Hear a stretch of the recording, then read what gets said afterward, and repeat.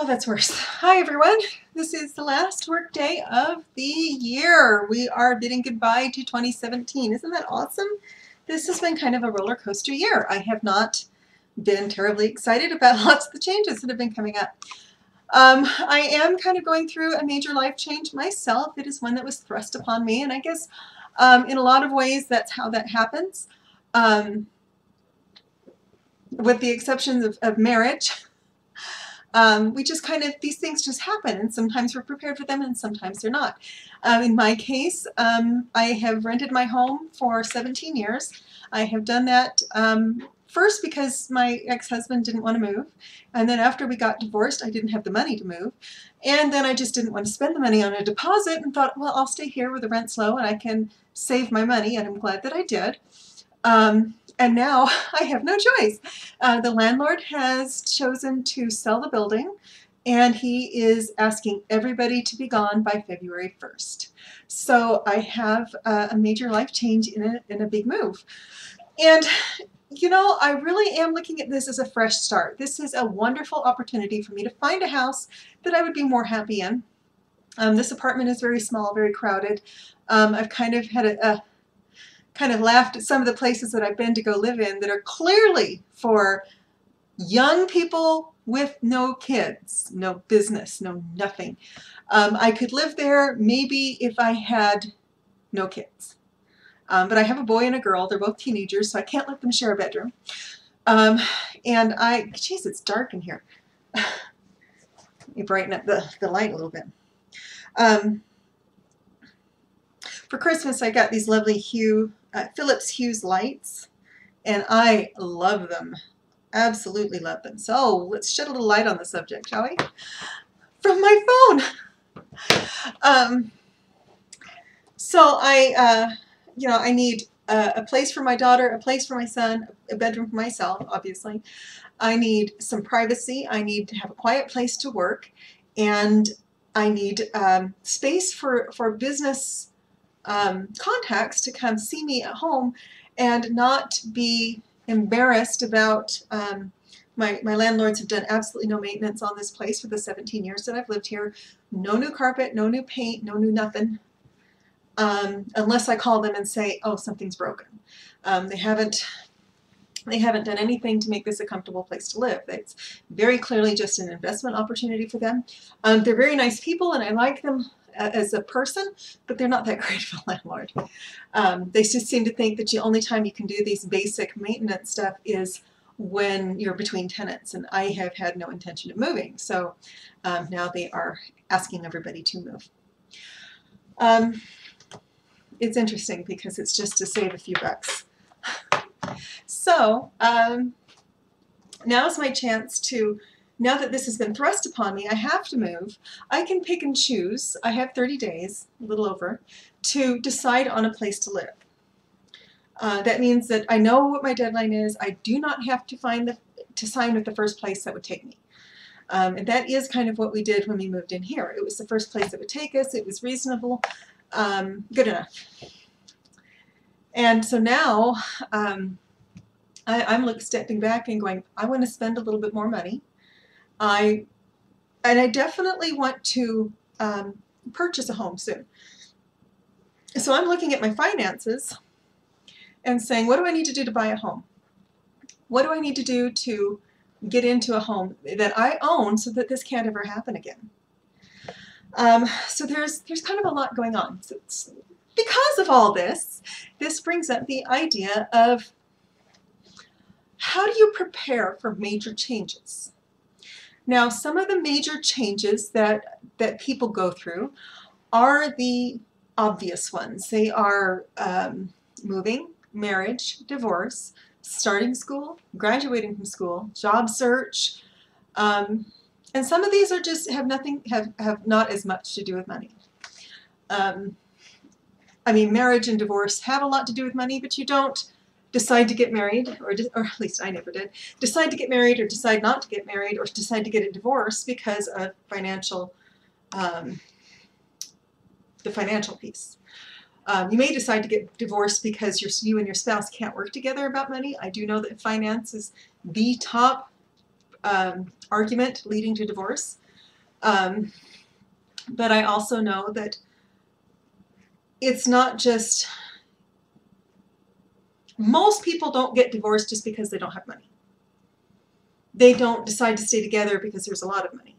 It's fighting about money, as in he loves to spend and she likes to save, and she gets mad at him because he's spending her savings, or he's spending her earnings and she's mad because she's saving up for something special.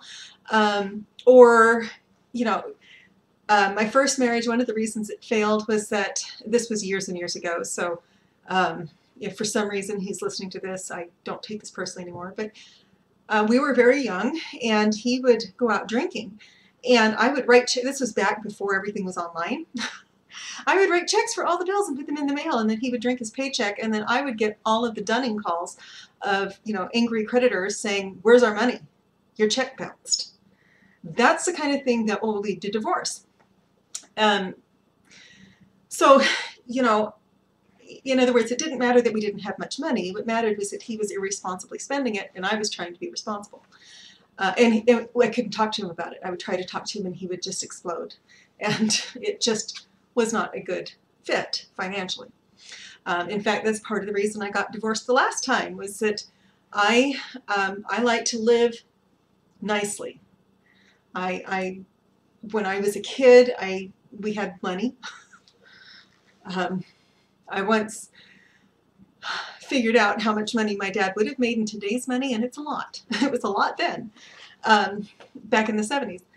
And so I grew up with money, and I kind of laugh and I go, you know, if you look on the website for Marriott International and you see the picture of Debbie Harrison, who is the granddaughter of the founder, I used to babysit for her. That's kind of the circle that my parents ran in.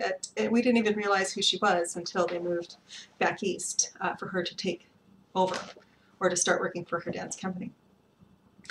That's the kind of people that we hung out with. That's the kind of people that I babysat for.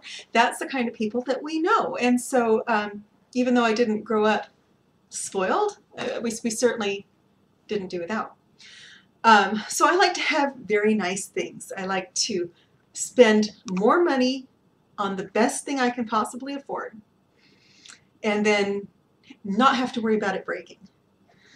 My ex had a very different philosophy. He was just, you just live as cheap as possible.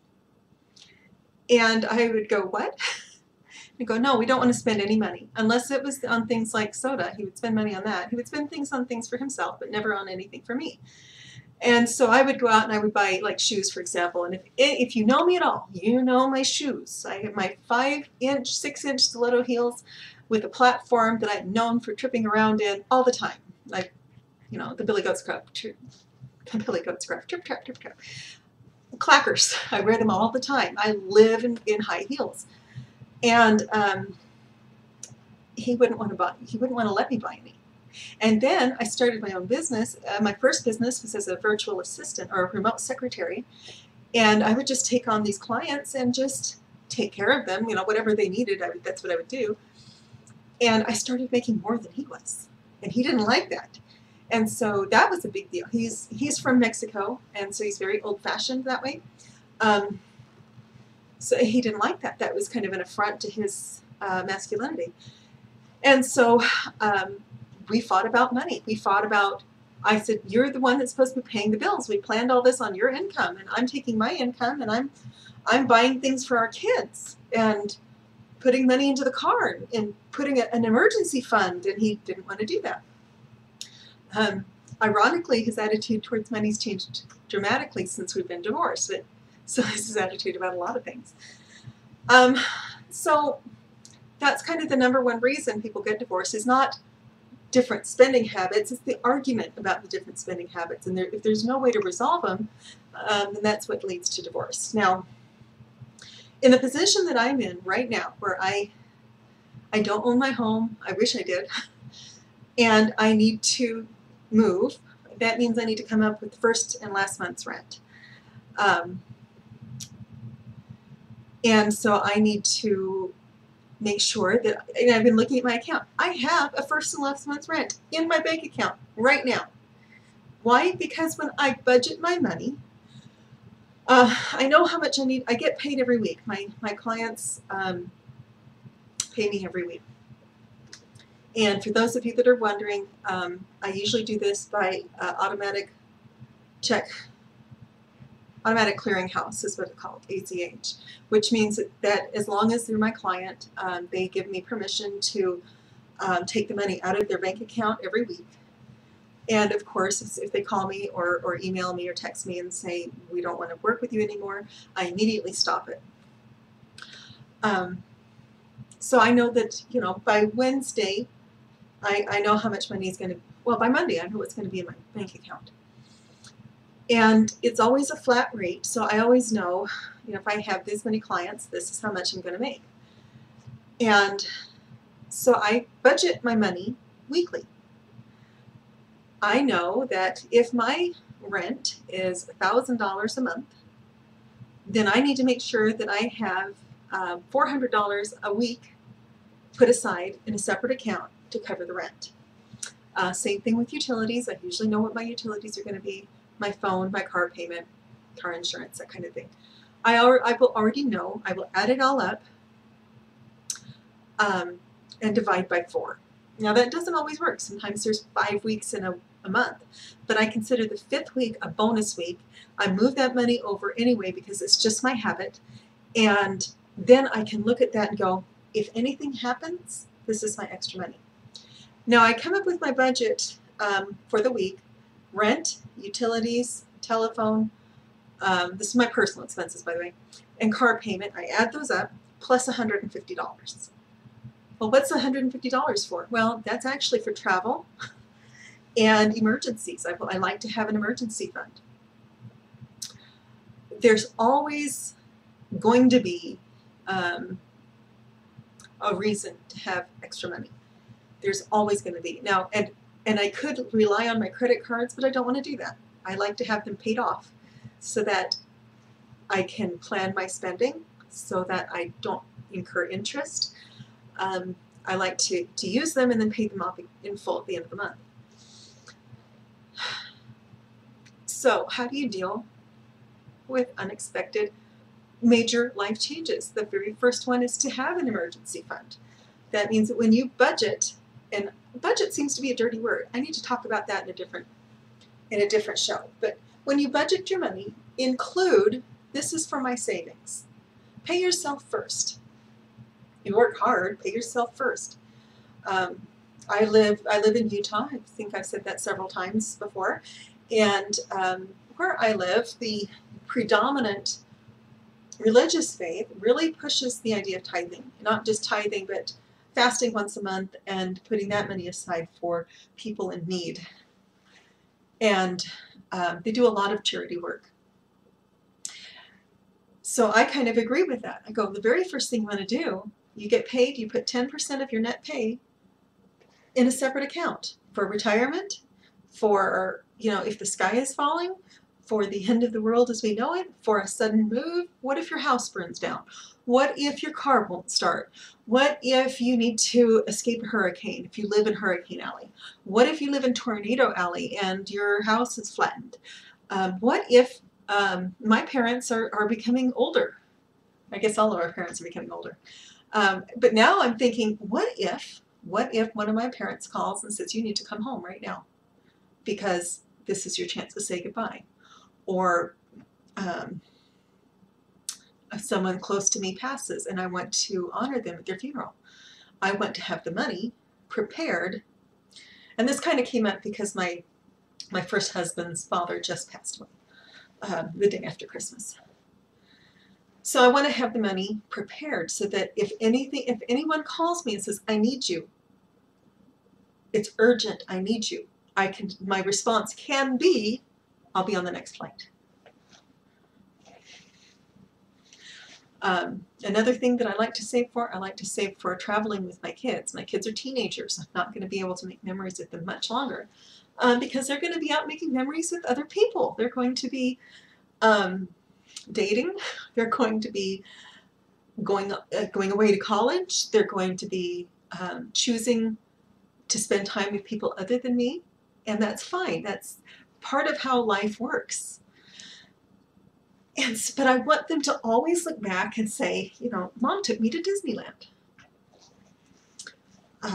You know, for the first time. First time I ever went to Disneyland was with my mom. I want them to have those memories. And we had a blast at Disneyland. I mean, I had a wonderful time. If you see my pictures on Facebook, I am smiling so big my face hurt. We had a wonderful time. But if you're not planning for these things, then they don't happen. Another thing that I like to plan for is my son is very active in the Boy Scouts. And I don't want to hear anyone's political discussion about the Boy Scouts. I really don't care. We're a scouting family, and we have been for generations. So he's in the Boy Scouts, and he's currently working on his Eagle, and I'm very, very proud of him. My daughter was in the Girl Scouts, and I wasn't as thrilled with that program, but that's a whole different discussion for a different day. So he's working on his Eagle. Well, he got to go to the National Jamboree this year, part of our 2017. And that was huge for him. I mean, he called me 3 days in, almost in tears. Mom, thank you so much for making this happen. And it was a lot of scrimping and saving for me to get him there, because at the time I wasn't making that much. Those are the things that you want to have money put aside for, so that when your son goes, Mom, I gotta go, it's Jamboree, I gotta go, you can say, okay. I don't know how I'm going to get you there, but okay. So that when your kids say, Mom, the only thing we want to do this year is to go to Disneyland, you can say, okay. So that when your parents are old and sick and they need you, you can go home. Or you can take some time off from work. One of the challenges of being self-employed that I'm hoping to actually start shifting is that I have no vacation days. I have no sick days. If I don't work, the work doesn't get done. Now, I can take some time off from work and still get paid, but the work is still sitting there. I don't have someone who can cover for me yet. I'm working on a training program, and I have a guinea pig, so I'm excited to see how that's going to work out.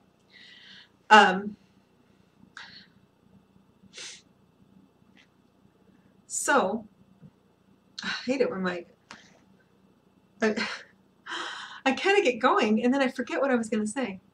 So when I get sick and a client calls me, there's nothing, I can't say, oh, you know, call the office and someone else will help you. It's just me. So if in other industries, if I would get sick, that was it. I didn't get paid. Now I get sick, I don't work for a day or two. The work is still waiting for me. And it's really tough when I have hourly clients, which I don't like, because then there's hours that I don't get paid. So I like to have a slush fund for that too. Also, as a self-employed person, I have to prepare for taxes, and this is kind of the big thing everyone's thinking about. I know we just had a major overhaul to the tax code. I do not know all the ins and outs yet. I do know, do not bother to pay your property taxes in the next 2 days. It's not going to work. You can't write them off you can't write them off early. Pay them in the year that they're due. You can't double dip. So, but I have to be prepared to pay in. As of right now, I have child tax credits. I can write my income way down, which is really frustrating when I'm trying to buy a house because they want to look at the bottom line and I want them to look at the top line. But I can write my income down. I can, you know, on the one hand, I can write everything down because everything that's a true business expense needs to be expensed. On the other hand, it gets kind of challenging when you're borrowing money. So all of this rambling is mostly to say, prepare for the hard times. Prepare for things to go bad. Prepare for prepare for the worst. You don't have to have a lot of money in savings, but you do need to have money in savings. I would say 3 months income. I don't have that much in savings yet. I was kind of working towards that. But I also had other things that I was working towards at the same time and other things that I wanted to put my money towards. But have 3 months income in the bank. Work towards that. And then if something comes up and you need that money, it's there. I mean this, I would say do this on a personal level and do it for your business as well. Make sure you have 3 months of revenues in the bank somewhere. Because you don't know. You always need to have disaster planning in mind. And I am going to talk about disaster planning moving forward. Updates for the new year. I'm moving towards more of a coaching model. I do a fair amount of coaching, and as I learn more, it's kind of the nice thing about being in school, I am learning more, and so I am also putting those principles that I'm being taught into practice. I am going to do a show on how to work from home. I'm going to do a show on how to work from home with distractions, with people annoying you. And with any luck, I will be moving into a house that will actually have an office in it, so you won't get this awful background anymore. I'm looking forward to finding out where that house is going to be. So that's it for tonight. Happy New Year, and have a wonderful, I will talk to you again in 2018.